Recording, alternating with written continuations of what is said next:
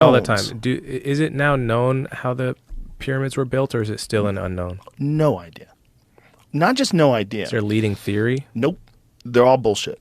And the thought behind it is the real problem is some of these fucking things weighed 50, 70 tons, and they were taken from quarries hundreds of miles away through the mountains. At the very most recent, what the mainstream archaeologists believe, was 2,500 BC.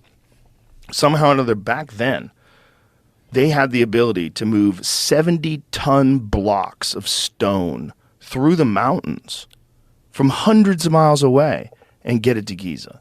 And not just that, but build 2,300,000 of them into a perfect pyramid that points almost exactly to due north, south, east, and west, and that at one point in time was covered in smooth limestone. What we see now, this like jagged, it's because people looted it, and they took the limestone off the surface of the pyramid. People are monsters. They found this thing that far more intelligent people built a long fucking time ago, and they rummaged through it and stole shit. But whoever those people were and whatever they did and how they did it and how long ago they did it, what they did we can't do today, no matter what anybody says. I think the number was if they cut and placed 10 stones a day, it would take you 600 plus years to make one pyramid. 10 of these massive stones that they move into place 4,000 plus years ago, at least. Like how? How'd you do it?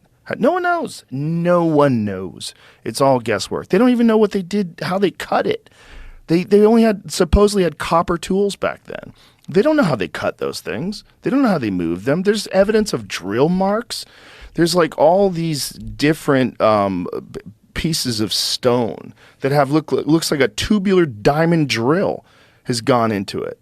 They don't know what the fuck that is. So Graham Hancock's theory is then that this was an advanced civilization that got destroyed? Not just his, but many people now are coming on board with this. But there's also core samples. They've taken core samples of Earth, and when they get to that point in time at 11,800 years ago, they find high levels of iridium in certain parts of the Earth, which is very common in space and very rare on Earth. They also find nanodiamonds that come from impacts, and I think they call it tritonite or trinitite, like after the Trinity bomb, because when they detonated the Trinity bomb, they found this same sort of microglass because of the explosion.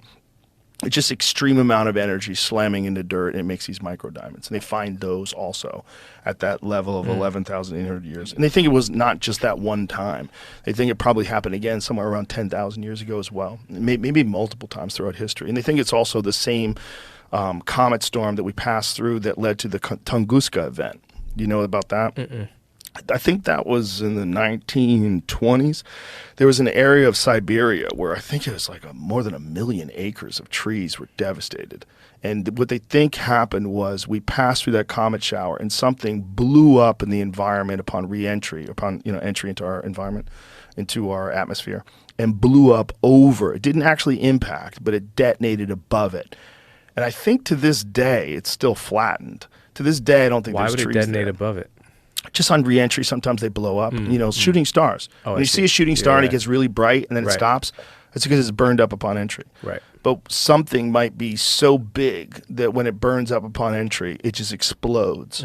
And this Tunguska event, there's wild speculation. I was listening to a Radiolab podcast where there was a scientist that was speculating that perhaps it was a very tiny black hole that impacted the Earth.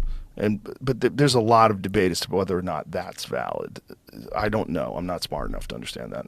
But they do believe that time that the Tunguska event happened coincides with the time where Earth goes through this regular period of comet activity, because we pass through this comet cloud. I think it's every November and every June. See if you can find that Tunguska thing, because I think to this day it's still flattened. I mean, it just devastated this area. Wow. And it's pretty wild when you see the original pictures of it. Yeah. It just, all these trees are just flattened. It's like that's what it looks like now, still to this day, which is crazy. But if you look at the other images of what it looked like when they discovered it, after it happened, I mean, just imagine. So you have this dense forest. If you see that black and white, excuse me, Jamie, the color image again, the color image of what it looks like now. Now imagine what it looked like back then. Well, that whole area was covered with trees too. And something detonated, they think, right above it. And it just, boom, just flattened out everything. Wow. Yeah, so it was 1908. That's what it was.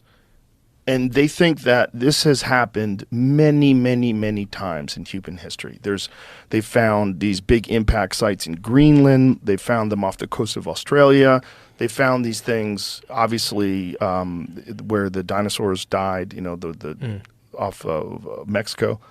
That happens. That's a thing that happens. And when it does happen, we get knocked back into the fucking Stone Age. And the same thing could happen with nuclear war.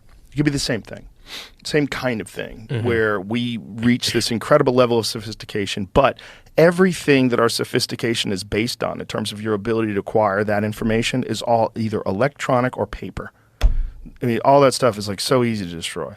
It's like if we didn't have computers, if we died, if there was some Walking Dead type situation, and all the people that run computers and all the people that run the power grid, they all die. And then we have these hard drives 400 or 500 years from now.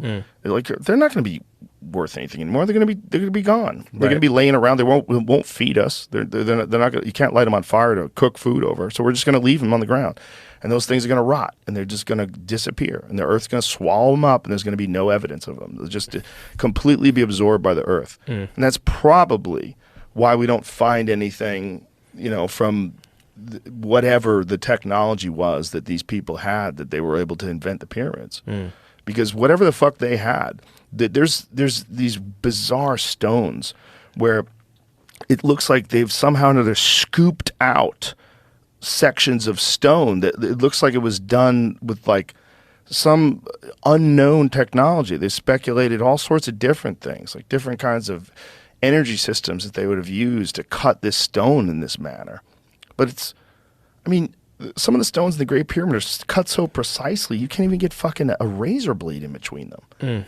And they just stacked these things on top of each other and made this perfect structure. It's amazing that there's no leading theory. That's good. Like they have theories, but they're kind of horseshit. But there's no theories that everyone agrees on because they're so likely, right? It's almost like this civilization, maybe, like imagine if you're a civilization that's so advanced that you want to leave evidence of yourself. No matter what happens, this is going to be around. Because this is so crazy. Like, even if we do get hit by meteors, even if this will survive. Yeah, this will still be here. And then people will go, oh, we're not the first. We're a rebuilding. We're a rebuilding.